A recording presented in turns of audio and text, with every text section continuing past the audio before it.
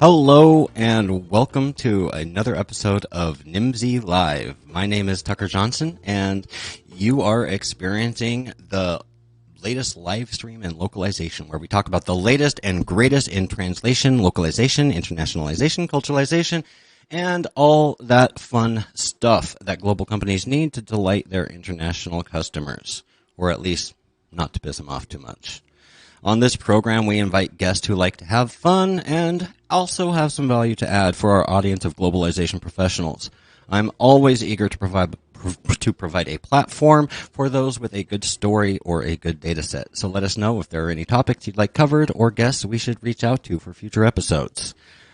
Quick reminder, subscribe. If you aren't already subscribed to Nimdzi Insights, now's your chance. If you're watching this and you hit that subscribe or follow button, then you will be the first to be notified when we have new live streams or when Nimdzi Insights publishes new research. And please, if you're joining us on LinkedIn, as most people do, then go over and follow Nimdzi Insights, follow Bolingo Consult, who's our guest today, because company pages like us, it's really hard for followers. LinkedIn does not make our lives easy. Really quickly, if you like this program and you want more multimedia localization content, then I encourage you to check out our sister programs over at Multilingual Television. You can search for Multilingual Media on YouTube. We have Last Week in Localization with Sarah Hickey, The Venn Diagram with Michael Reed, TEP with Juanma Lopez, High Performance Leaders with Andrew Smart, Open World Videocast, which is one of my favorites. They talk about video game localization. That's sponsored by the guys and gals over at Terra Localization. We have Mal Hablados with Javi, lots of webinars. We have the season series of panel discussions and webinars, and of course the C-Suite Hot Seat, and that's sponsored by Nimdzi Insights, where we interview CEOs of LSPs from around the world. So if any of these programs sound interesting, go on over to Multilingual TV or MLTV by searching for Multilingual Media on YouTube and subscribe to that channel too, of course, after subscribing to Nimdzi Insights, our YouTube channel.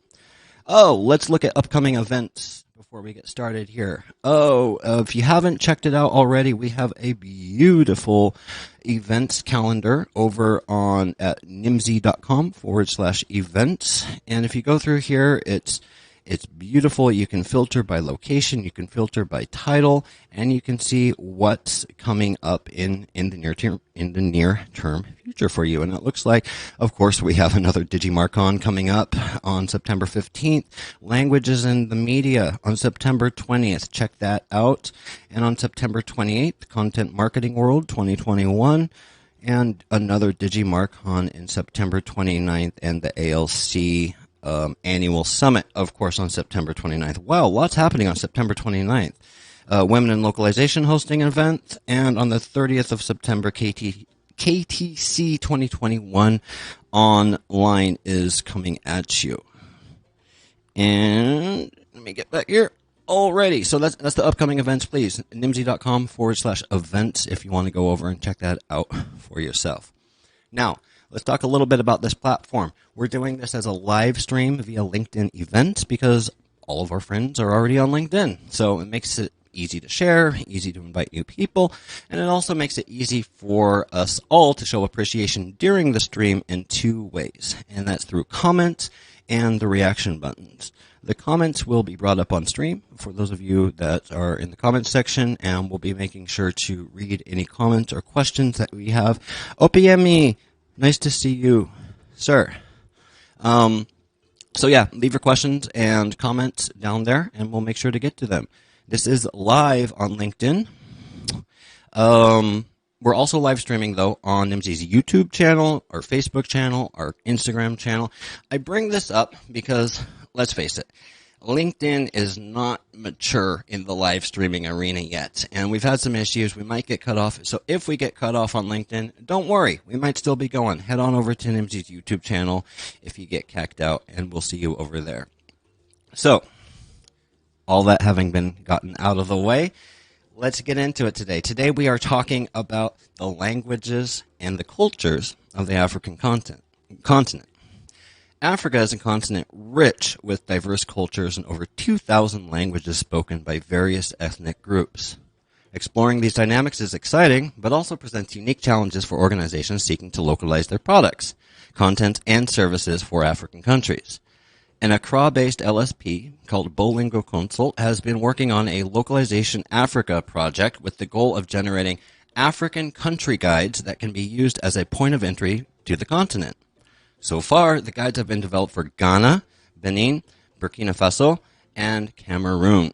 Today, we're going to explore the vision behind this country-by-country research from Bolingo Consult and throw light on the key features of the guides. Joining us today is our guest, Ady Namaran Coulibaly, and I'm trying my best to pronounce that. Hi, Ady. Welcome to the show. Miss Coulibaly. Thank you so much. Yeah, let me give you a quick intro here, and then you can tell me everything that I got wrong with your intro. Ms. Coulibaly is a language professional and holds a Master of Arts in Conference Interpreting from the Advanced School of Translators and Interpreters, or ASTI, in Buea, Cameroon. I believe I'm pronouncing that right. Buea? Buea, there we go. Having provided interpretation and translation services for top businesses and organizations across Africa, including working in the African Union, Ms. Coulibaly founded Bolingo Communications and Media Consult, a fast-growing LSP based in Ghana, and the power behind the African localization guides. She is down-to-earth and committed to continuous learning and personal development. Lately, her favorite hobby has been hosting the Africa's LSP Podcast, which I personally subscribe to on Spotify, though I'm sure it's available wherever your podcasts are found. Ady, welcome to the show. Akwaba. Thank you so much. My one word, I know. Thank you so much, Taka. And I think all this while I've been admiring your attire. It's so beautiful. It's so African. And it also has some Ghanaian colors I can see. Oh, it better. This is from Accra. This is a shirt my wife bought for me. My wife is Ghanaian. I think you know this. And last time she went to Africa, she was smart enough not to take me with her, but she did bring me back this beautiful shirt. And I have been looking for an excuse to wear the shirt for a very, very long time because, according to my wife, it's only for special occasions. So I put this on for you, Ady. Thank you so much, Taka. And thank you for the introduction as well. As you said, yes, I work with Bolingo Consult, and what we do is we describe what we do as helping businesses and organizations to overcome language and culture barriers in Africa. And as a young company, I get to do a lot of things. Of course, I get to learn in the process, and it's very exciting. So I get to manage our pool of language professionals. I get to do some research. I get to do a lot of planning. And so these are things that I do at Bolingo. And Taka, you also know that I host Africa's LSP Podcast. It's a podcast that we launched in January this year, and it's been very, very amazing. We've had great feedback. We've had great personalities joining us on the platform. And we also started Localization Africa project, and we developed national level country guides that are aimed at providing information on how to adapt your product, content, and services to a particular context. And all this has been very, very interesting. On a personal level, let me say that I have... Really quick, let me plug your Africa's LSP podcast. I'm going to be talking about this podcast a lot during this because I subscribe personally. And I recently had a 12-hour car ride back from Montana 2 days ago, and your podcast saved me.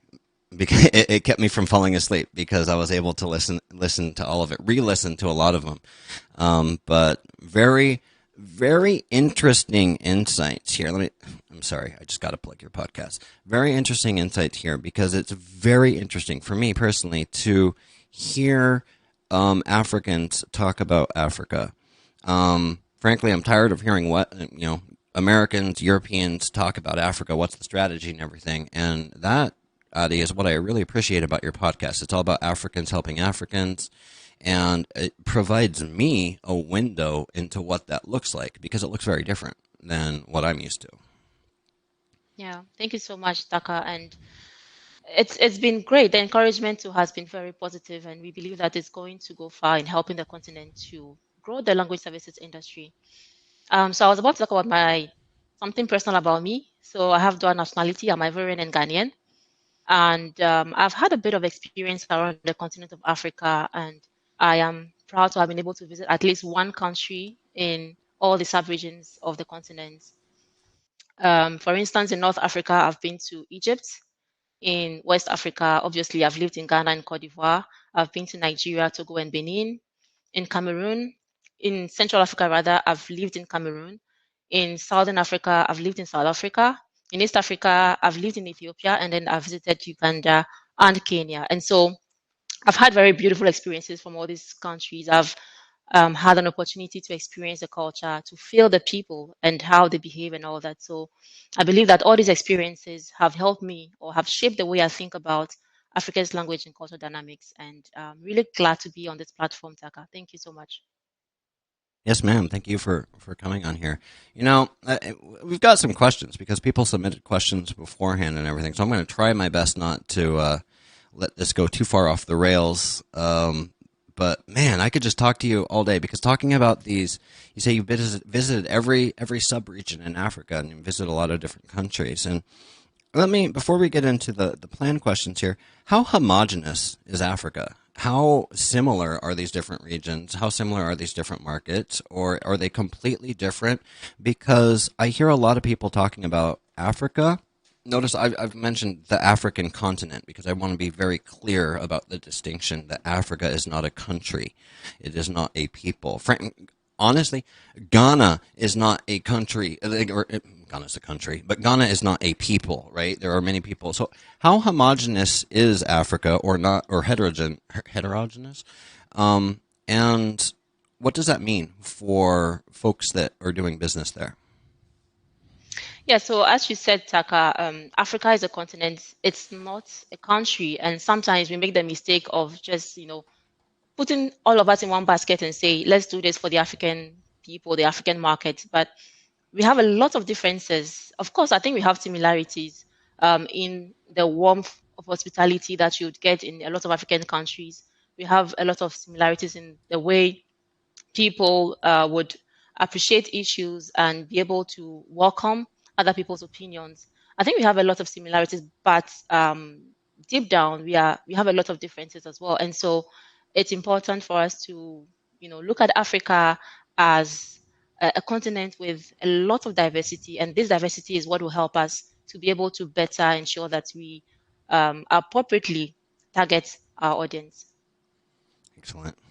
Yeah, that's how deep do we go though? And that's the question, that appropriately targeting our audience. I think that's kind of one of the things that I want to get to the bottom of, if not today, then through ongoing conversations, because Africa is growing and we're seeing an increased amount. You know what? I'm going to shut up and I'm going to get to the questions. Otherwise, we're going to be here all day, because our first question we have here is submitted by Marioline.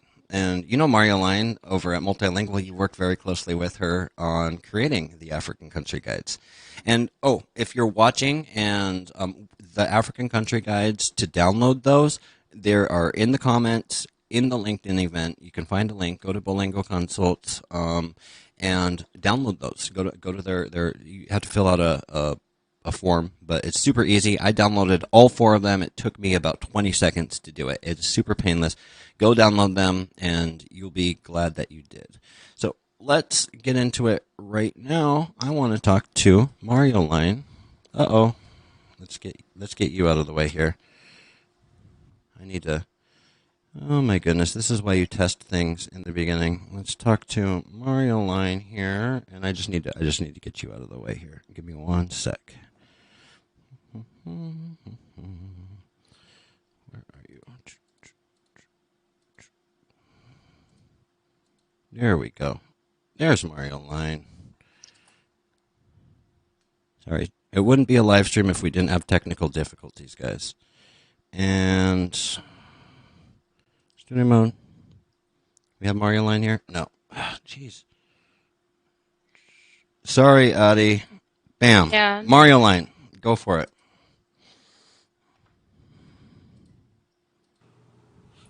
Hello, Tucker and Ady. I can't be with you today, but I still wanted to join you virtually, so I've recorded my questions here.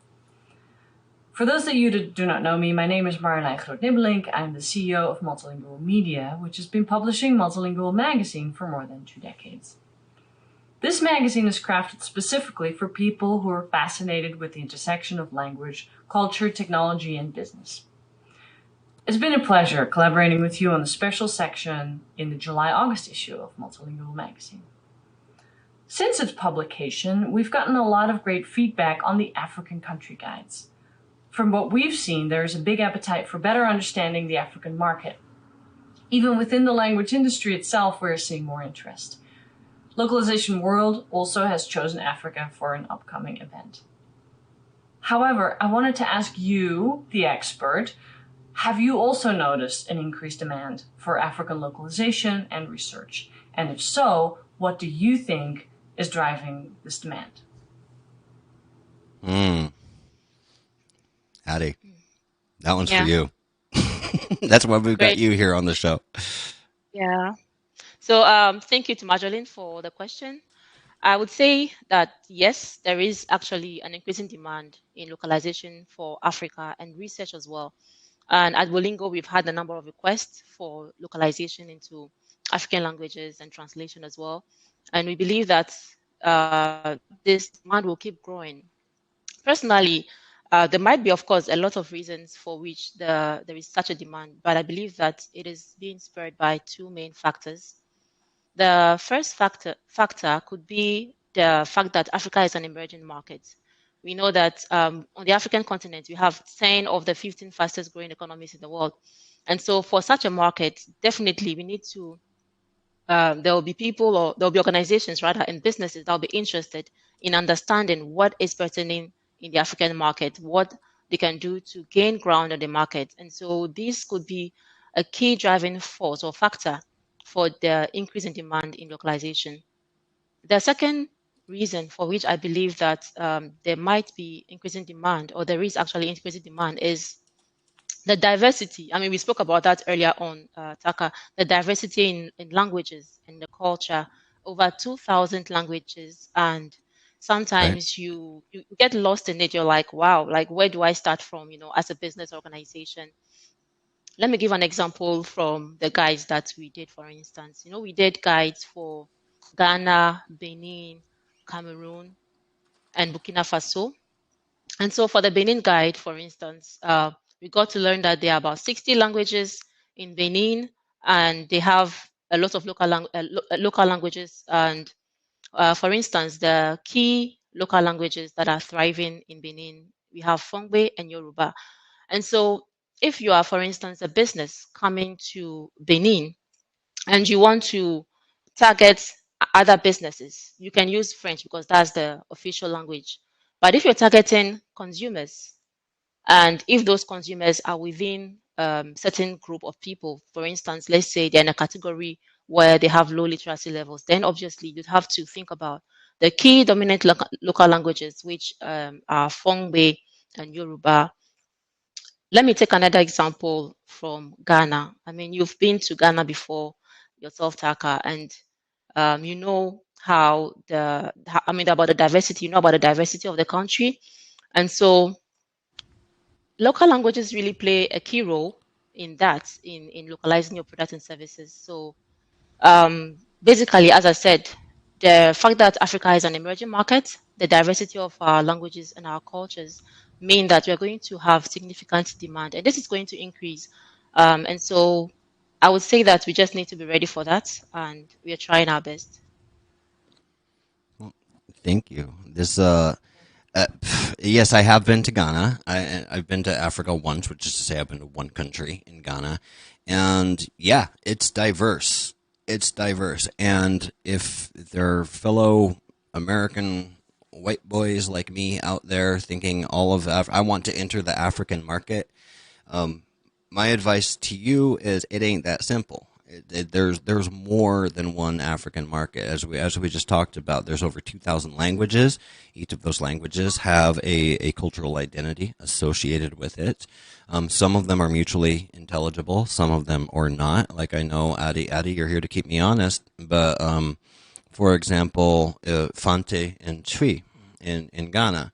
It's like you can understand, they're two different languages, but a Twi speaker can understand a Fante speaker and vice versa. Kind of like Czech and Slovak, I would imagine. Is that correct? Yes, exactly. But when we're talking about, localizing into those languages, like, as you mentioned, with business cases, it makes sense to serve the colonial language, I would say. What are the colonial languages over there? I know of English, I know of French, and I know of Portuguese. Are there other colonial languages, or are those the main ones? Yeah, these are the main colonial languages. Okay. Let's go into, just because I want to get through it here, let's go into our next question here. We have Nicole, my colleague Nicole, who is a fellow continent person of yours. Nicole is based in South Africa. Let's see what she has for us. My name is Nicole Potgieter and I'm a business development manager in South Africa. I was just, as we're talking about the African culture, I can't help but wonder how culture affects our industry and influences how African language service providers operate differently from, say, other Western language service providers. From many companies that I've actually spoken to on the continent, it seems that there's not the same concept of, say, co-opetition that I've noticed in the rest of the industry. So outside of Africa, say particularly in Europe and the Americas, I've noticed that there's a lot of collaboration between language service providers, even ones that are technically like direct competition with each other. If you go to any industry conference in the US or in Europe, for example, you will see language service providers sharing their processes, their technology tips with each other, and they do so openly. I've not noticed the same level of collaboration between African language service providers. So I guess my question would be, what can you say about the level of collaboration between African language service providers, and how can they better collaborate in a way to rely on each other as Africans helping Africans? Ooh. That's very interesting. Where do I start from? And so she spoke about culture and whether the African culture could be an influence on African LSPs not collaborating with each other. I beg to differ because I believe that African culture is a collectivist culture. And so we believe a lot in sharing. You'll be surprised that in some traditional African societies, I can wake up and then go to my neighbor's house, knock on their door, and ask for salt to, for instance, cook my soup. And Yeah. so we've had that culture of sharing. We have it. I don't think it's lost. What I think is the issue with African LSPs and the industry landscape in Africa is the issue of growth. Because when there is growth, naturally, we begin to share. We begin to share knowledge. We begin to have conferences. We begin to network. And so, so long as we are still at the level where we are, and I believe we're at a level where we are growing, when we grow, the more we grow, the more we are able to share, the more we are able to learn from each other. And that is one reason why we set up, or we decided to launch Africa's LSP podcast in January. We felt like, wow, I mean, we are in the language services industry in Africa.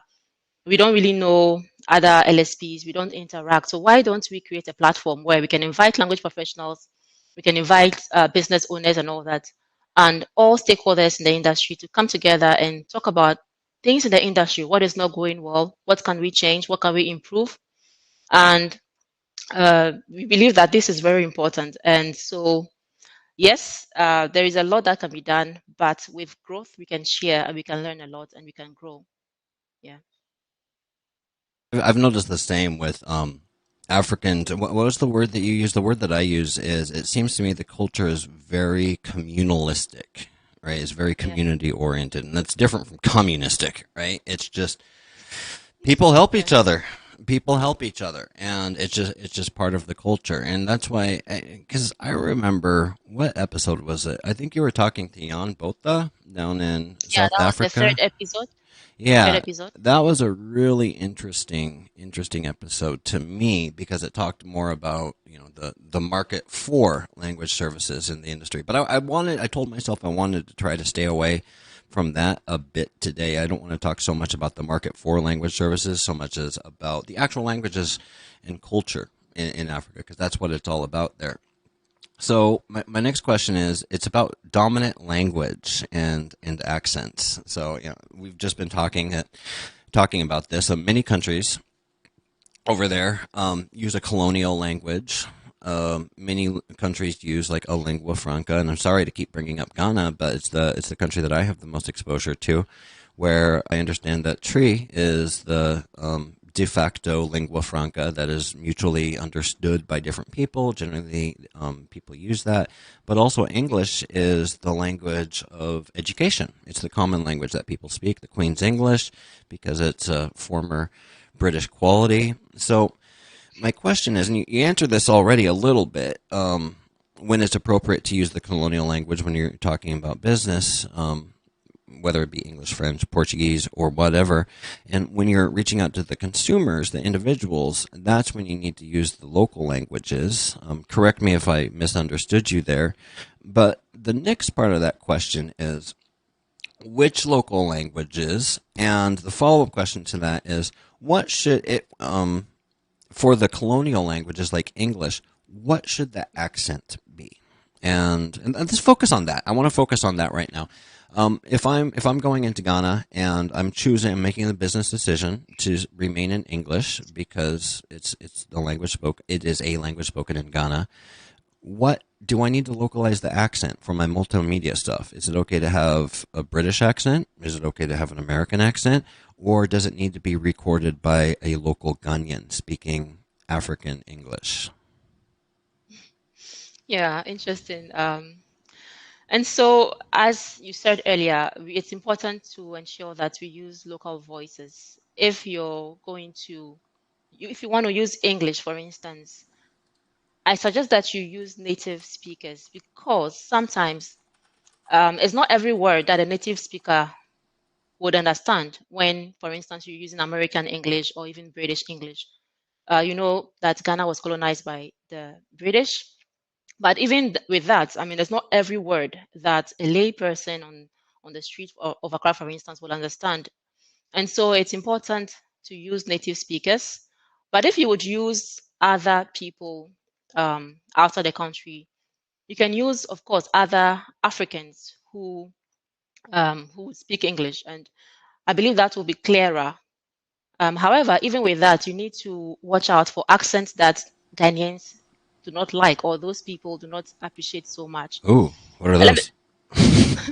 let me give an example. Yeah. Yeah, so in Ghana, for instance, there's this debate, that between Nigerian English accent and Ghanaian English accent. Each party feels like theirs is the best. So, for instance, a Nigerian will say doctor, but a Ghanaian will say doctor.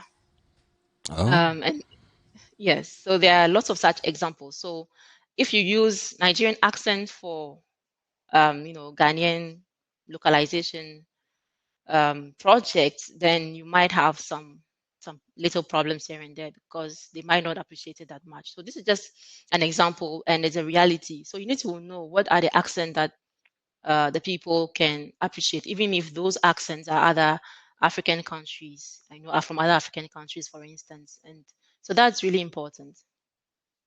Yeah. Excellent.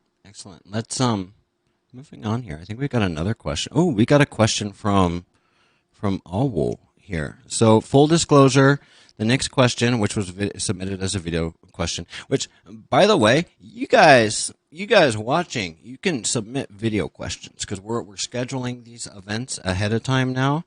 So there's plenty of time if anyone wants to submit a video question for the next one, which is going to be on the 28th, I believe. Head on over to the LinkedIn event and just insert your question as a comment there, and we will make sure to feature it. Well, assuming it's a decent question, we'll make sure to feature it, which I'm sure it will be on the next episode. But let's go over to the next question here. Hello, Tucker. Hello, Ady. It's nice to meet you. My name is Awu Ashiabo, and I grew up in Ghana and now live in the US. Since becoming a mother myself, I have struggled to find high-quality entertainment for my children to learn about their heritage. So I founded Kani Animation Studios, which is focused on producing high-quality content that African children can identify with. My question is this. With Africa's rich culture and creativity, why is it difficult to find high-quality entertainment and educational children content available in local languages? My second question is this. I've struggled to find a community of voice actors and other multimedia professionals in Africa. What recommendations would you have for people who are looking to source multimedia talent? All right. Okay. That's a very interesting question. And full disclosure, really quickly, like that might have been really confusing for viewers. That was my wife, which is why she's sitting in the same chair that I'm sitting in now. She just recorded that earlier. So, you're not crazy. I didn't transform into an African woman really quickly. But yeah, sorry, Ady. yeah, thank you so much. And so to start, let me just say that, yes, we're talking about African languages. We're talking about the growth of the languages. We're talking about the dynamics and all that. However, sometimes within the continent, we do not see a lot of initiatives, promoting these languages. And even at the family level, we don't see all those things because the sad reality is that some people see the colonial languages as a language of opportunities. And so they feel like their children should be exposed to those languages, and this leads to less exposure, to local languages. Now, there is a lot of research that shows that people learn better when they are taught in their native language. And for Africa, we know that for a lot of people, their first language is not English, it's not French, it's not Portuguese, it's not Spanish. It is a local language. And so when we are trying to create content for children, we also need to think of our native languages. Let me give an example. You can, for instance, in schools, they can teach you Humpty Dumpty sat on a wall, Humpty Dumpty had a great fall. Children will sing it, African children will sing it, they'll recite it. But I don't know if they'll be able to actually relate to those stories, because it's not something that they experience in their daily lives. What they might experience is, for instance, in Ghana, we have the Anansi stories that is told by the Akan tribe. And these are very interesting stories because they narrate things that the children have experienced, their lived realities. The children play Ampe, a lot of other games that they play on the continent. And so we don't see all these reflecting, even in our curricula for children, we see a lot of foreign content. And so sometimes it's difficult for children to relate. And I'm really, really proud of the initiative that AWO is doing. I visited the website. Oh, you did? And I understood that. Yes, I did. I visited the website a long time ago, and I understood that it's something that is meant to create stories that the children have actually experienced, what they are experiencing every day, and the stories that they can relate to, and so the concept in itself is a very laudable one. So I would say that we need more of these initiatives, and we need investment, of course, into these initiatives. I don't know if there are some government initiatives for that, but I believe that with some efforts, we can arrive at that. And so I want to encourage AWO. She's doing a very fantastic job. She's doing a great job when it comes to, children in Africa and helping children to have an education that is meaningful, an education that helps them to identify themselves as who they are, being proud of who they are, being proud of their African hair, their color, and everything about them. And so I'm looking forward to more and more investment into content, educational content for children. And let me also say that within the media in various African countries, there is a lot of local content for adults, of course. For instance, in Ghana, we have telenovelas coming from other countries. Nollywood. Nollywood is Nigerian. Yeah, I know. I just watched so many Nollywood movies that they all just blur together. But Nollywood is a phenomenon that would be really interesting. I'd love to do some reporting on Nollywood, actually through Multilingual or Nimdzi, because it's fascinating how, like Bollywood, it's like there's this other Hollywood that's grown up to service the African appetite for local content that's important to them, and it's interesting. Let's just say. But Yes. sorry, I don't want to. I don't want to interrupt too much. So like you said, Nollywood is very influential. We have Nollywood movies being dubbed for francophone countries and a lot of other spaces. So what I was saying is that we have a lot of content for adults. in our local languages. And I was talking about the movies that are dubbed, movies from India and other places, and they dub them into their African languages. For instance, in Ghana, they dub these movies into Ashanti, or let's say Tree. And it's very interesting to listen to, because you listen to the language, and you watch the personalities, and you see like a huge gap and difference, and you ask yourself, like, is this voice really this person, and all that. And for me, I don't really enjoy it, but the people enjoy it, and they are very, very much into these movies. And so there is a lot of content being generated um, around African languages and even internally. However, I think for children, there is a lot lacking. We need more investment, and our initiative is really, really great. Yeah. Yeah, and because like you said, children, children may learn English and be instructed in English, or learn French and be instructed in French later, but at home they speak their native languages. They speak their local languages. And that's where so much of the color comes from. And to me, it's a shame. It's a shame that there's not more emphasis put on the local languages, because what I've seen, or what I've heard, is that if you really want to speak Tree, if you really want to speak Fante, and it's a beautiful, lush, complete language, go to the village, right? Travel, get out of town, and go talk to the people that only speak that language. That it's their language. And in the cities, in the large urban areas where there's more of a mix, people are speaking multiple languages. Let's say you have Ga speakers who are speaking Tree at the market just so that they can communicate, or people are speaking English in the schools or in their businesses and stuff. What happens is people don't lose the language. They can certainly still speak it, but they lose something. They lose some nativity. Have you found that? Do you have any experience with that? Yeah, what you're saying is very interesting, because it's actually something that is topical. And so what happens is that the language gets a bit, I would use the word diluted, in the sense that we have English words, coming into the language.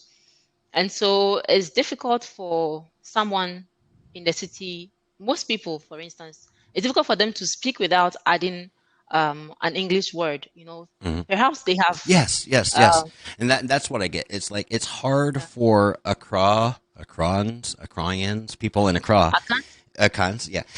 It's hard. No, it's not Akans. It's people in Accra. Let's say people in Accra. Yeah, it's hard for people in Accra. I'm hypothesizing here, but it's hard for people in Accra to speak a whole sentence without throwing in an English word, right? And I hear this. Yeah. I don't speak the languages, but I mean very well. But I hear blah blah blah blah blah blah blah blah. And then usually something dramatic in English, like, I'm so done with this, or something. I don't know, right? And then they continue speaking. And it's interesting to me. I'm just like, well, why? Like, why are you mixing English in there? Like, come on, it's a cool language. What are you doing here? Yeah, so there's a lot of that. And I also want to give an example from Cameroon, for instance, of how a language was actually developed, from all these blend. So in Cameroon, there is a kind of lingua franca that has been developed. It's called Camfranglais. Camfranglais. Yes, Camfranglais. Camfranglais. I love that. Cameroon, Français, and Anglais all mixed together. Nice. Yeah. So it's very popular among the youth. And so what it is the mixture of French, English, and local languages. And you know how Cameroon is a wonderland. It's a wonderland when it comes to languages. It has over 250 local languages, and it's fully bilingual. I can say that we have 8 regions that speak French, and 2 regions rather, that speak English. And so the blend, it's really beautiful, and Camfranglais has really become very popular. And so these are some of the dynamics that you need to also look at. Don't only look at the colonial languages or the local languages, but there are also new languages that are being created by the people, based on their interactions, based on the diversities that they have. And so Camfranglais is very popular. It's actually is spoken by a lot of youth, as I said, and it's also used by politicians, for instance, when they want to make an impact. And so when they want to actually speak to the youth in a way that will be meaningful to them, they use Camfranglais. And so it's interesting how a lot of languages other languages are also important when you're looking at Africa. I don't know whether you've also heard of Nigerian Pigeon, Taka. I have not. Please tell me about. I mean, I've heard of pigeon, but tell me about Nigerian pigeon. Yeah, so I mean that's another interesting language.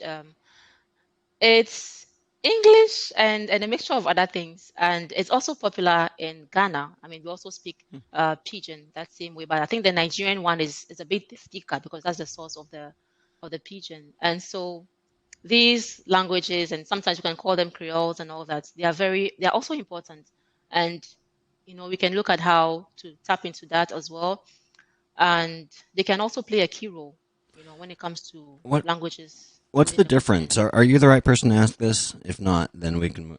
What's the difference between pigeon and a Creole? I guarantee you, dude. If I had Bob Drake on here, he could tell me. My colleague Bob Drake, he's an encyclopedia about this kind of stuff. But what is a pigeon and what is a Creole? Do you know? I honestly don't know, Taka. Okay, yeah, it's not a trick question. I don't know either. Yeah. Well. Yeah. Let's go over to Nicole. She's got another question that she recorded for us, okay? All right. Alrighty, Nicole, take it away.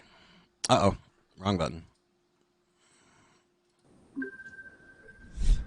Just another question I have. So I listened to a podcast a few weeks back where they spoke about how the doors have actually opened for African language service providers to kind of on the international front. So as companies became less reliant on face-to-face relationships with their more known sort of language service providers, because everything shifted to digital. So would you say that African language services have managed to gain more recognition internationally since the start of COVID, or do you see more opportunity to grow within the industry kind of in this area?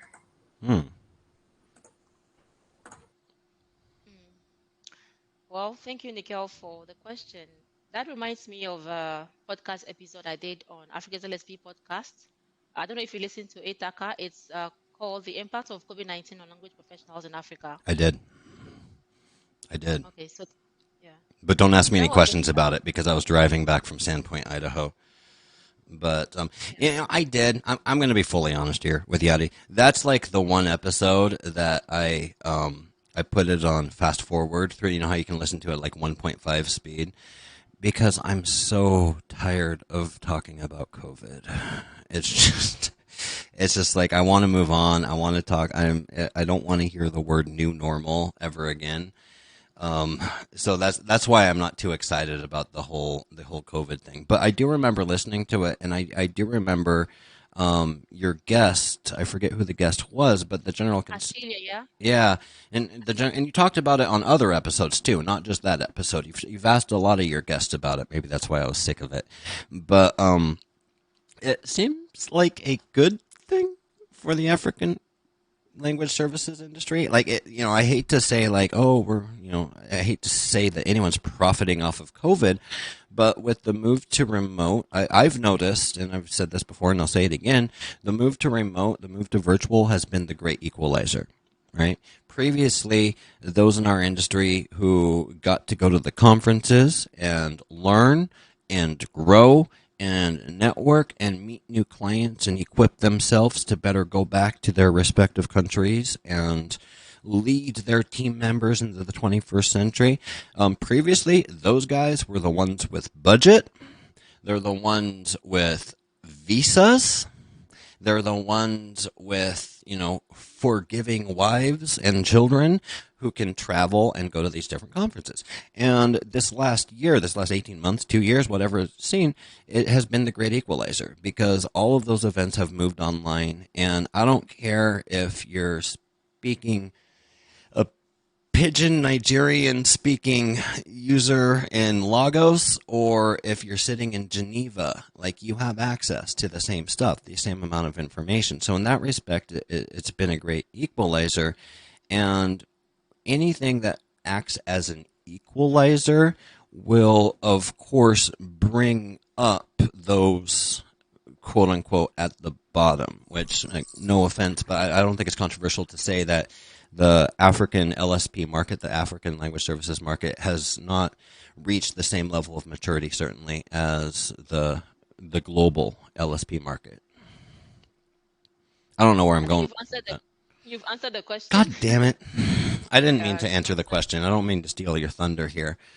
See, that's the problem with over-preparation, is I've already listened to all your podcasts. So do you have anything to add on that? Yes, so I totally agree with you that the COVID-19 pandemic has actually created a level playing ground in some way because let's take the example of industry events. Initially, I mean, I'm sure a lot of events would have been held on site, and then even to have a visa to travel from the African continent to this country, sometimes it's very tedious. And so we would have missed out, on a lot of these things. And language professionals wouldn't have had the opportunity to just hop on their computer or, put on their computer and just interpret, or just provide services. It's really, really been a boost. And the same thing was said by Johan Bota when I had the podcast episode with him. He spoke about how they had a lot of content. Johan, if you're watching, everything smart that I just said, I think I stole from Johan because I listened to that podcast, I think, twice, and I really appreciated his answer. So, sorry to interrupt. So he spoke about how they had a lot of COVID-19 content, for instance, advocacy and all that they had to localize, into the African languages and other languages. So that was actually a boost for the industry. And we don't have to stop there. We have to go beyond this opportunity to ensure that we continually improve ourselves, improve our skills, improve our knowledge. Because I must say that I've been sad, from the outset, because I haven't seen any African LSP featured on Nimdzi's top 100. Yeah, we need to work on that. And I was just talking to folks internally, is that we need to start doing the regional rankings. Right, is what we do, because right now we're just publishing the top 100, but we've got data for all of that to do rankings by market and stuff. We just haven't put it out there yet. So I agree. Hey, trust me, Ady. Every time I listen to log into your podcast and you're talking about my competition, Nimdzi's competition, because they put you in their ranking, CSA research. Go check it out. I have no problem sending people to my competition. Yeah. No, I'm just kidding. It doesn't hurt my feelings. It motivates me to do better, is what it does. Yeah. So there you have it, everybody. Nimdzi Live, the only podcast that gives a plug to the competition. Did I cut you off, Ady? Anything else to add? Not really, yes. So I was saying that has been really, it's been sad, but it's also been a motivation, to know that we can do better. We can actually get there. It's not impossible, it's something that is possible. And so we can get there, but we just need to work harder.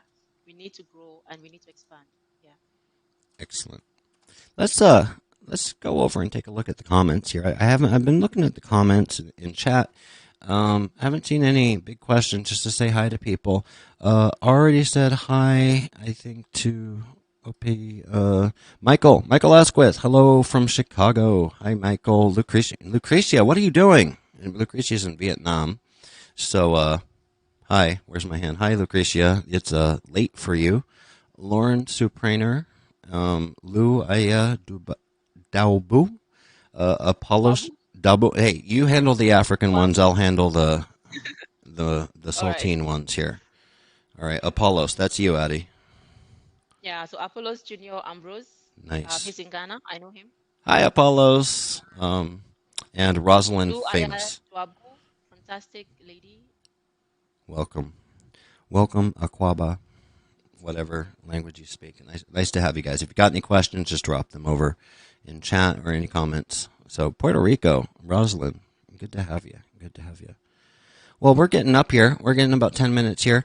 Here's what I want to do, Ady. I would love to do a segment that we call Tuxedo Takeaways, which, let's see how it goes. And last time it wasn't that great. But this is where I summarize what we had talked about. My takeaways. These are takeaways that are just on the fly that I've been coming up with during the course of our conversation. I swear to God, this isn't planned. So, typos. Let's see how many. Takeaway number 1. Let's get these chats out of here. With business customers, use of the colonial language can be okay, and with local consumers, localize. This is something that you said early on in the podcast, Ady, and it really speaks to me. That my question was, which language to choose? Do you choose the English, the French, the Portuguese, the colonial language, or do you choose the local language, the local lingua franca, or one of up to 200, 300, 400 tribal languages, local languages? And your answer was that with business customers, it makes sense to go into the colonial language because it's going to be used in a business context. But with local customers, like if you're trying to reach local consumers, the local language will be best. Did I get that, Ady? Any rebuttal? Yeah, exactly.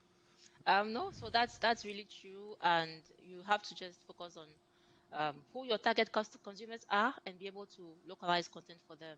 I mean, you just don't have to assume that, oh, they all speak English, they all speak the colonial languages, because when you come to the streets of Accra, for instance, you meet people and you speak to them in English, and they're like, Yeah, really? they don't speak English on the streets. They just don't. Yeah. I wish they did. Hello, wife. We have a guest speak. Tux takeaway number 2. Let's do this. Africa is a very communalistic society. The culture is that they help each other. The blocker is one of growth. When we grow, people share more. And I really appreciated what you said about this, Ady, is that the culture is one of sharing. The culture is one of helping each other across Africa. This isn't specific to any one country. However, when everybody grows, everybody shares more, which makes sense. When there's scarcity, people don't feel like sharing so much. But if the industry's growing, if everybody's growing together, then there can be a snowball effect where growth continues, people help each other, which leads to additional growth and just keep on growing. Does that sound about right, Exactly. Ady? Yeah, that's it. I don't know Keep me what pertains honest. in other industries, but from my personal perspective, I think that could be the case Awesome. for the LSP industry.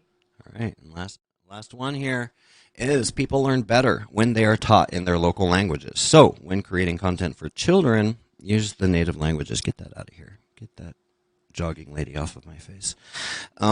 People learn better when they're taught in their local languages. So, when creating content for children, particularly, we need native languages, and that speaks very true to the work that my dear wife is doing in her spare time and her hobby with Connie Studios, and of course I'm helping her a little bit with that. So it's very useful to know. Anything to add, Ady? No, I No. think I think that's very clear. My takeaways are That's solid. quite very clear. This It's on point. It's on point. this ignorant American got it. I love it. On point. Well, then I'm going to let you. I don't want to steal your thunder though, because I saved the best questions for last here. I want to know, as we're coming up on time here, closing thoughts somewhat, but what is the one thing? So my original question was, what is the one thing that you need buyer side localization managers to know before thinking about the African market? Let's keep with that. So I'm talking about the big organization. So let's talk about Facebook, right? How does Facebook localize for the African market? How should they localize? How should Microsoft localize for the African market? What level of investment into the local supply chains do they do? Companies like Canva that are exploding all over the world, pursuing an aggressive international growth strategy, and one that is based upon localization into the local languages and understanding and reaching people in developing countries. What is the one thing you want these guys to know before even thinking about it going into the African market? Besides that, they should download your country guides, of course. Besides that, because we already Yeah. plugged those pretty hard. Take it away. All right. So thank you so much, Taka, for the opportunity. I think my key message for them is something that you mentioned earlier. Interestingly, you said Africa is a continent. It's not a country, and so that is a key message that I want them to understand, that the continent of Africa is beautiful. It has a lot of diversity. It has a lot of cultures. And so they need to think of it as, this continent with all these people who are so diverse in whatever they do, who are so diverse in their culture, in their language. And of course, some big multinationals are are already, doing that. They are already localizing their content. For instance, Facebook has localized into Hausa. However, the fear is that they might focus on languages that are kind of, that have a huge um, that have huge speakers, but other languages might remain underrepresented. And so we need to go beyond that to ensure that other languages on the continent also have a space, no matter how small. And this is a technique that the missionaries used when they came to the African continent. And so they understood, very quickly the importance of our native languages. And so what they did was to translate, the Bible into our native languages. And that's one of the reasons why we even have a lot of African language data sets currently. It's been positive, of course, and it's also a lesson, that you need to focus on the locals and on the native language. Let me take an example from the project underway by Nimdzi Insight, where they said that 9 out of 10 global users would want to consume in their native language. And I believe that if the same research is conducted in Africa, I don't know if Africa was part of it, but if it is conducted and Africa is included, I don't think we'll have like different insights. We might have the same, insight, because people want to have goods, content, whatever it is, in their native languages. And so it's so important. It's so important to think about all of that and to ensure that you localize for the native people in their languages, and also not to leave out underrepresented languages. I think I remember on LinkedIn, Saka, when you made a comment about when you commented on somebody's post, they actually spoke about I that. make some controversial comments on LinkedIn, so I hope it was a good Yes, one. so they spoke about how businesses focus on, the business part of African languages or localization, focusing on how can we localize our product, and we usually forget, the part about underrepresentation of some cultures. And so this is very important, even as we're trying to localize and do a lot of things in the industry. Well, excellent. Thank you. This has been lovely, and we're right on time here. We're right on time. We're not going to be going over time today. We've got 4 minutes left. Let's just check back in really quick with those comments. Where's my comment button? Comment. There we go. Chats. Live chat. Oh, who else Camisia's here. Hi. Lauren Sprainer. I'm in shock you pronounced my name correctly. I probably just screwed it up. Lauren Suprainer. Hi, Lauren. Good to have you. Great show from Imad. Hi, Imad. Good to see you. Camisia, good to see you. Of course. Sorry I had to tune in late. Glad to catch the summary. I'm viewing from Atlanta, Georgia. Welcome. Howdy from Seattle. Nika. Hi, all. Tuning in. Good to hear the takeaways. And Rosalind Famous. Yes, the Puerto Rico Association of Translators and Interpreters would love to connect with Ady. Oh, there's your action item, Ady. There's your action item. Yeah. So, with that, ladies and gentlemen, I think we will call it a day. With no more final thoughts, if you're watching this live, then thank you very much. If you're catching the recording, then thank you for joining us on the recording. But it's time to end this. So, ladies, gentlemen, chat, we're out of time, sadly. If you enjoyed the Nimdzi Live experience, then join us next time. We're going to be talking Tuesday, September 28th, with Nicholas Hissinger and Romain Dahan from a company Localize. That's Localize with a K, not a C. Our topic will be Start Localization at the Design Stage. And I can't be more excited because I'm really big on this topic of merging localization, merging usability, merging basically any user-centric design principles with globalization and localization, because that's the future. That's the future. If you haven't done so already, then make sure to subscribe. Subscribe to Nimdzi, bam, right here. Subscribe to Bolingo. Subscribe to the African LSP Podcast. But also, do yourself a favor and subscribe to their newsletter as well. They have a nice little email newsletter which gives very short, very nice, digestible topics about the continent of Africa. So, with that, I appreciate our guest today, Ady Namaran Coulibaly. It's been a pleasure for having you on. Thank you so much. I wish great things. I foresee great success for you in the growing industry of localization in Africa. I appreciate you. Thank you so much, Taka. Thank you for the opportunity. You are welcome. I appreciate Ady. I appreciate our volunteer operator today, which is in the script, but I don't have a volunteer operator today because nobody wanted to do it. Camisia. I appreciate everybody in our industry who fills out Nimdzi surveys and schedules briefings and so that our analysts can do stuff. Nimdzi Insights, we are market research and consulting company, and the backbone of what we do is market research. So if you've ever taken a look or filled out a survey contributing to that industry research, I appreciate it. Thank you very much. And I especially appreciate everybody who's joining us live today. We had about 100 registrations. I think 15, 20 people are joining us in the live chat, watching us live. I appreciate the dialogue, anybody who left comments and questions, and please leave criticisms too, right? We don't need to keep it nice here. Let's have a debate. But until then, my name is Tucker Johnson. This has been Nimdzi Live, and we'll see you next time. Cheers.